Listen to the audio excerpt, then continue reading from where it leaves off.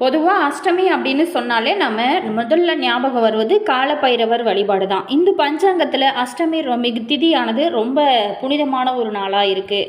இந்த நாளில் அம்மன், கிருஷ்ணர், காலபைரவர் ஆகிய தெய்வங்களை வழிபடுவது ரொம்பவே சிறந்தது அப்படின்னு எல்லாருக்குமே தெரிஞ்சோம்.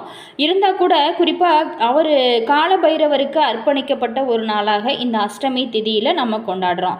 அவருக்கு சிறப்பு பூஜைகள் மற்றும் அபிஷேகங்கள் செய்து வழிபடுவதன் மூலம் தன்னம்பிக்கை, தைரியம், தீய சக்தி இருந்து ஒரு பாதுகாப்பு இது எல்லாமே நமக்கு கிடைக்கும். மேலுமே வளர்பிறை மற்றும் தேய்பிறை என 2 அஷ்டமி தினங்கள் ஒரு மாதத்துல வரும்.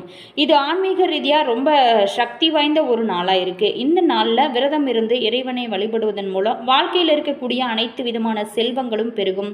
மேலுமே இந்த 2026 இந்த ஜூன் மாதத்துல வரக்கூடிய அஷ்டமி அப்படிங்கிறது ரொம்ப ரொம்ப சிறப்பு வாய்ந்த ஒரு அஷ்டமி ஆகுது. இந்த நாள்ல நம்ம எப்படி அஷ்டமி வழிபாடு செய்யணும், இந்த நாள்ல நம்ம எந்த மாதிரியான விஷயங்கள்லாம் கடைபிடிக்கணும் அப்படிங்கிறத விரிவாக பார்க்கலாம். ஜூன் 22, 2026 ஆணி மாதம் ரொம்ப சிறப்பான ஒரு மாதம். இந்த ஆணி மாதம் 8ஆம் தேதி திங்கட்கிழமையில் அமைவது கூடுதலான ஒரு சிறப்பை பெறுகிறது. ஏன் அப்படின்னா திங்கட்கிழமை அப்படிங்கிறது ரொம்பவும் சிவபெருமானுக்கு உகந்த ஒரு நாள். அன்று ஆணி உத்திரமும் வளர்பிறை அஷ்டமி திதியும் இணைந்து வருவதுதான் கூடுதலான ஒரு சிறப்பு. இந்த நாளில் சிவன் கோவிலில் நடராஜர் அபிஷேகமும் வீடுகளில் அம்பாள் மற்றும் மகாவிஷ்ணு வழிபாடும் செய்வது மிகுந்த நன்மைகளை உங்களோட வாழ்க்கையில் நீங்கள் எதிர்பார்க்கலாம். அன்றைய நாளில் நம்ம முக்கியமாக எப்படி வழிபாடு செய்யணும், அதனுடைய முழு பலன்களையும் நம்ம விரிவாக பார்க்கலாம். வீடியோவை கடைசி வரைக்குமே ஸ்கிப் பண்ணாமல் முழுமையாக பாருங்கள். வீடியோ பிடிச்சிருந்தால் மறக்காமல் லைக் பண்ணுங்கள். இது போன்ற பல சுவாரஸ்யமான தகவலை நீங்கள் தெரிஞ்சுக்கணும் அப்படின்னாலும் மறக்காமல் இனியவள் உற்சாகம் சேனலை சப்ஸ்கிரைப் பண்ணிட்டு கூடவே பாருங்கள், பெல் ஐக்கானையும் ப்ரெஸ் பண்ணிட்டு வாங்க வீடியோக்குள்ளே போகலாம். ஆணி திருமஞ்சனம் அதாவது நடராஜர் வழிபாடு தான். நடராஜ பெருமானுக்கு வருடத்தில் 6 முறை மட்டுமே நடக்கக்கூடிய அபிஷேகங்களில் இது ரொம்ப முக்கியமானது. ஆணி உத்திரத்தன்னைக்கு சிதம்பரம் நடராஜர் கோவில் உள்ளிட்ட அனைத்து சிவாலயங்களிலும் நடைபெறக்கூடிய ஒரு சிறப்பு அபிஷேகங்களை தரிசிப்பது குடும்பத்தில் சகல சௌபாக்கியங்களையும் கொடுக்கும். இந்த அஷ்டமி திதியோட சிறப்பு என்ன அப்படின்னு பார்த்தோம்னா திங்கட்கிழமை அஷ்டமி திதி வருவது ரொம்ப விசேஷம். இந்த நாளில் துர்க்கை அம்மன் சிவபெருமானை வழிபடுவது அப்படிங்கிறது உங்களோட வாழ்க்கையில் எவ்வளோ பெரிய தடைகள், பிரச்சனைகள், துன்பங்கள் இருந்தாலுமே அது எல்லாமே தடைகளை எல்லாமே தகர்த்து வெற்றியை தரக்கூடிய ஒரு நாள். அடுத்ததான் மகாவிஷ்ணு வழிபாடு. ஆணி மாதத்தில் வரக்கூடிய அஷ்டமி மற்றும் வளர்பிறை நாளில் பெருமாளை குறிப்பாக துளசி மாலை அணிந்து நம்ம வழிபடுவது ரொம்ப நல்லது. தோஷங்களை நீக்கி மன அமைதியை கொடுக்கும். கண்டிப்பாக அந்த நாளில் நீங்கள் வழிபட வேண்டிய நல்ல நேரம் அப்படின்னு பார்த்தோம்னா காலை 9:30 மணி முதல் 10:30 மணி வரைக்கும். ராகு காலம் காலை 7:45 மணி முதல் 9:27 மணி வரைக்குமே. இந்த நேரத்தில் சுபகாரியங்களை தவிர்க்கிறது ரொம்பவே நல்லது. மேலுமே நம்ம ஜூன் 22 அன்று நீங்கள் செய்ய இருக்கக்கூடிய வழிபாடு பூஜையின் விவரங்களை நாம் சரியான முறையில் செய்யும்போது அதற்குரிய நல்ல ஒரு பலன்களை எல்லாமே நீங்கள் அன்றைய நாளில் எதிர்பார்க்கலாம். முடிஞ்ச வரைக்குமே அன்றைய நாளில் விரதம் இருந்து வழிபாடு செய்வது உங்களோட வாழ்க்கையில் மிகப்பெரிய ஒரு மாற்றத்தை ஏற்படுத்தி கொடுக்கும். அதே நேரத்தில் முதல்ல நம்ம அஷ்டமி திதி அப்படின்னா என்னன்னு பார்க்க போகிறோம். அடுத்ததாக அதில் அந்த நாள் நல்ல நாளாக கெட்ட நாளாக, அந்த நாளில் நம்ம செய்யக்கூடியது செய்யக்கூடாதது இது எல்லாமே நம்ம விரிவாக பார்க்கலாம். அதாவது அஷ்டமி திதி அப்படிங்கிறது நிலவோட சுழற்சியை அடிப்படையாக கொண்ட ஒரு இந்து பஞ்சாங்கத்தில் அமாவாசை அல்லது பௌர்ணமிக்கு அடுத்து வரக்கூடிய 8வது நாள் தான் இந்த அஷ்டமி திதி. வளர்பிறை அஷ்டமி அதாவது அமாவாசைக்கு பின் வரக்கூடிய 8வது நாள் தான் இது அம்பிகை வழிபாட்டிற்கு ரொம்ப சிறந்தது. அடுத்ததாக தேய்பிறை அஷ்டமி அதாவது பௌர்ணமிக்கு பின் வரக்கூடிய 8வது நாள் தான் இது காலபைரவர் வழிபாட்டுக்கு ரொம்ப உகந்தது. இந்த நாள் அப்படிங்கிறது ரொம்ப சிறப்பான ஒரு நாள். இது வளர்பிறை அஷ்டமியாக இருக்குது. அதாவது அமாவாசைக்கு அடுத்து வரக்கூடிய நாள் அப்படிங்கிறதுனால இந்த 8வது திதி அப்படிங்கிறதுனால இது வளர்பிறை அஷ்டமி அப்படின்னு சொல்லப்படுறோம். மேலுமே அந்த அஷ்டமி திதியில் நாம் அஷ்டமி அப்படிங்கிறது நல்ல நாளா கெட்ட நாளா அப்படின்னு பார்த்தோமா ஜோதிட ரீதியாக பார்த்தோமா அஷ்டமி அப்படிங்கிறது ஒரு ஸ்திர நிலையான திதியாகும். ஆனால் அஷ்டமி நவமியில் சுபகாரியங்களை தவிர்க்க வேணும் அப்படிங்கிறது பொதுவான ஒரு விதி தான். மேலுமே சுப நிகழ்ச்சிகள் அஷ்டமி இன்னைக்கு கண்டிப்பாக சுப நிகழ்ச்சிகள் செய்யக்கூடாது. சுப நிகழ்ச்சி திருமணம், நிச்சயதார்த்தம் போன்ற மங்கள நிகழ்வுகளை தவிர்க்கிறது நல்லது. அடுத்ததாக புதுமனை புகுவிழா, புதிய வீட்டிற்கு ஏதாவது போகணும் அப்படின்னு நினச்சிங்களா அல்லது பூமி பூசை செய்வது இந்த மாதிரியான விஷயங்கள்லாம் அன்றைய நாளில் செய்யக்கூடாது. நீண்ட தூர பயணங்களை தவிர்ப்பதுமே அன்றைய நாளில் நல்லது. அதே நேரத்தில் நகைகளை அடகு வைச்சோம் அப்படின்னா அஷ்டமி அன்னைக்கு நகை அடகு வைப்பதை முக்கியமாக தவிர்க்கணும். ஏன் அப்படின்னா அடகு வைத்த நகையை திருப்புவதில் நீண்ட தாமதம் தடைகளும் ஏற்படுமா. அஷ்டமி இன்னைக்கு கண்டிப்பாக என்ன தான் செய்யணும் அப்படின்னு பார்த்தோமா, நகைகள் வாங்கலாமா? கண்டிப்பாக நகைகள் வாங்கலாம். அஷ்டமி இன்னைக்கு நகைகள் வாங்கலாம். குறிப்பாக வளர்பிறை அஷ்டமியில் வாங்கக்கூடிய தங்கம் மேலும் மேலும் பெருகும் அப்படிங்கிறது சொல்லுவாங்க. அடுத்ததாக பழைய கடன்கள் ஏதாவது இருந்துச்சு அப்படின்னா அதையும் கூட அன்றைய நாளில் தீர்க்கிறது ரொம்பவே நல்லது.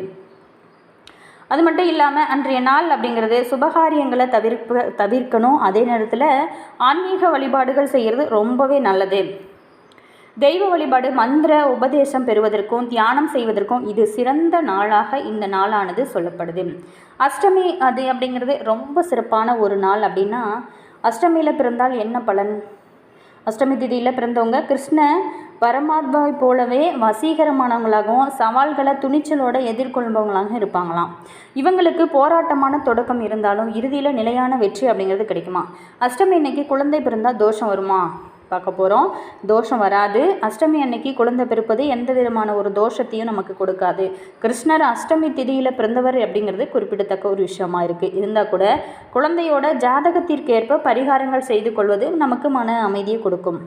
அஷ்டமி திதியில் நமக்கு நாங்கள் நகை அடக்கு வைக்கலாமா அப்படின்னு கேட்டோமா, நகை அடக்கு வைக்க வேணாம். அஷ்டமி திதியில் நகை அடக்கு வச்சோம் அப்படின்னா அதை மீட்பதில் பல பொருளாதார தடைகள் ஏற்பட வாய்ப்பு இருக்கா.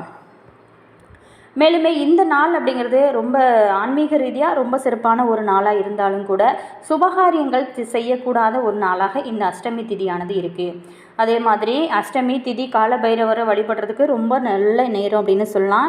இந்த புனித நாளில் காலபைரவருக்கு சிறப்பான பூஜைகள், தீப ஆராதனைகள், மந்திரங்களை உச்சரிப்பதன் மூலம் நம்மளோட வாழ்க்கையில் இருக்கக்கூடிய தலைகள் ஆகட்டும், எதிர்ப்புகள் ஆகட்டும் எளிதில் நீக்கி வெற்றியை கண்டிப்பாக அடைய முடியும். இந்த 2026ஆம் ஆண்டு இந்த அற்புதம் நிறைந்த அஷ்டமி நாளில் நம்ம வழிபாடுகள் செய்வது கண்டிப்பாக காலபைரவரோட அருளை நம்மளால் பெற முடியும். காலபைரவரை உங்களோட வீட்டிலேயே கூட நீங்கள் வழிபட அவரோட திருவுருவ படங்களை நீங்கள் பார்த்திங்களா சுத்தம் செஞ்சுட்டு அன்றைய நாளில் பூக்கள் வாங்கி போட்டு நீங்கள் அர்ச்சனை செஞ்சு வழிபாடுகள் செய்கிறது ரொம்பவே நல்லது. உங்களால் முடிஞ்ச நைவேத்தியங்களை படைச்சி நீங்கள் அன்றைய நாளில் வழிபாடு செய்வது ரொம்பவே சிறப்பான ஒரு விஷயமாகவும் சொல்லப்படுது. திதிகளிலே 8வது திதியாக வருவது தான் இந்த அஷ்டமி திதி. ரொம்ப சக்தி வாய்ந்த ஒரு நாள். நம்மளுடைய கஷ்டங்கள், நோய்கள், கடன் பிரச்சனை, எதிரிகள் தொல்லை, பில்லி சூனியம், ஏவல் போன்ற பிரச்சனைகளிலிருந்து விடுபட வழிபாடு செய்ய வேண்டிய ஒரு நாளாக இருக்குது. மேலுமே இந்த நாளில் செய்யப்படக்கூடிய வழிபாடுகள், பரிகாரங்கள் இது எல்லாமே பல மடங்கு அதிக பலன்களை நமக்கு கொடுக்கும். அதே நேரத்தில் வளர்பிறை அஷ்டமி நாளில் நம்ம எப்படி வழிபட்டால் என்ன செஞ்சால் செல்வம் சேரும், தடைகள் விலகும் அப்படிங்கிறத விரிவாக பார்க்கலாம். அஷ்டமி அதாவது வளர்பிறை அஷ்டமி அமாவாசை மற்றும் பௌர்ணமிக்கு பிறகு வரக்கூடிய 8வது திதியை நம்ம அஷ்டமின்னு சொல்கிறோம். இது காலபைரவரை வழிபடுவதற்கு ஏற்ற ஒரு நாளாக இருக்குது. வளர்பிறை அஷ்டமி வழிபாடு அப்படிங்கிறது தடைகளை தகர்த்து வாழ்க்கையில் வளர்ச்சி, புதிய செல்வ சேர்க்கை வாய்ப்புகளை கொடுக்கும். அதிலும் இந்த ஆண்டு வரக்கூடிய இந்த அஷ்டமியானது ரொம்ப கூடுதலான ஒரு சிறப்பை பெறக்கூடிய ஒரு நாள். காலத்தின் கடவுளான காலபைரவரை தலைவிதியை மாற்றக்கூடிய ஆற்றல் கொண்டவர். இவருடைய உடம்புல நவ கிரகங்களும் அதாவது 12 ராசிகளும் 27 நட்சத்திரங்களும் அடங்கி இருப்பதாக சொல்லப்படுது. காலத்தை தாண்டி வெல்லக்கூடிய ஆற்றல் பெற்றவர் காலபைரவர். சிவபெருமானின் அம்சமாக பைரவர் கருதப்படுறார். நவகிரக தோஷங்கள் நீங்கி பைரவருக்கு செவ்வரளி பூவால் 9 வாரங்கள் சகஸ்கரநாம அர்ச்சனை செய்ய வேணும். வறுமை நீங்க அஷ்டமி நாளில் மாலை நேரத்தில் வில்வம் மற்றும் வாசனை மலர்களால் அஷ்டோத்திரம் சகஸ்கரநாமம் அர்ச்சனை செஞ்சு ஒரு 11 பைரவ தீபங்கள் ஏற்ற வேணும். இழந்த செல்வத்தை திரும்ப பெற 11 அஷ்டமி நாளில் பைரவ தீபங்கள் ஏற்ற வேணும். பைரவ தீபம் அப்படிங்கிறது மிளகை சிறு மூட்டையாக கட்டி நெய் அல்லது நல்லெண்ணெய் இட்டு தீபம் ஏற்றுவது தான். சனி தோஷம் நீங்க பைரவருக்கு 9 சனிக்கிழமைகள் சிவப்பு நிற பூக்களால் அர்ச்சனை செஞ்சு 4 பைரவ தீபங்கள் ஏற்றணும் வேணும்.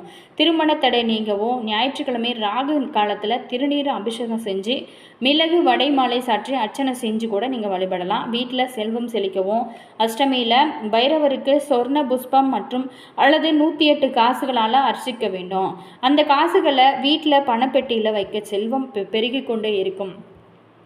அதே மாதிரி வளர்பிறை அஷ்டமியில் வழிபடக்கூடிய முறைன்னு பார்த்தோமா, வளர்பிறை அஷ்டமியில் வரக்கூடிய நாளில் அருகில் இருக்கக்கூடிய சிவன் ஆலயத்திற்கு போயிட்டு காலபைரவர் சன்னதியில் 5 எண்ணெய்களை பயன்படுத்தி 5 விளக்குகள் ஏற்றி வழிபட வேண்டும்.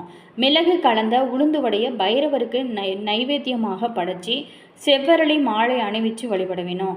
இப்படி செய்கிறதுனால என்ன நடக்கும் அப்படின்னா, தீராத துன்பத்தில் தவித்து கொண்டு இருக்கிறவங்க இந்த அஷ்டமி திதி வரக்கூடிய நாளில் பைரவருக்கு மிளகு தீபம் ஏற்றி வழிபடுவதனால துன்பங்களானது படிப்படியாக குறைய துவங்கும் வளர்பிறை அஷ்டமி நாளில் பைரவர் காயத்ரி மந்திரம் சொல்லி வழிபாடு செய்வது ரொம்பவே சிறப்பு. வளர்பிறை அஷ்டமியில் நம்மிடம் இருக்கக்கூடிய கடன்கள் நோய்கள் தீர வேணும் அப்படின்னு கேட்பதை விட புதிய செல்வம் நல்ல விஷயங்கள் வளர வேணும் அப்படின்னு வேண்டி வழிபடுறது இன்னும் சிறப்பாக இருக்கும். தொடர்ச்சியாக ஒரு 6 வளர்பிறை அஷ்டமியில் பைரவரை வழிபடுவது முந்தைய கர்ம வினைகளை குறைத்து மன நிம்மதியை கொடுக்கும். மேலுமே வளர்பிறை அஷ்டமியில் ராகு காலம் தான் ரொம்ப சிறந்தது அப்படின்னு சொல்லப்படுது. வீடியோ பிடிச்சிருந்தா மறக்காமல் லைக் பண்ணுங்கள், கமெண்ட் பண்ணுங்கள், ஷேர் பண்ணுங்கள். நீங்கள் இது போன்ற பல சுவாரஸ்யமான தகவலை நீங்கள் தெரிஞ்சுக்கணும் அப்படின்னாலும் மறக்காமல் இனியவள் உற்சாகம் சேனலை சப்ஸ்கிரைப் பண்ணிக்கோங்க. கூடவே பாருங்கள் பெல் ஐக்கானையும் ப்ரெஸ் பண்ணிக்கோங்க. அப்போ தான் நாங்கள் போடுற புது நியூ வீடியோஸ்லாம் உடனுக்குடன் உங்களுக்கு நோட்டிஃபிகேஷன் வரும். உங்களோட கருத்து என்ன அப்படிங்கிறத மறக்காமல் கமெண்ட்ஸில் சொல்லுங்கள். Always thank you.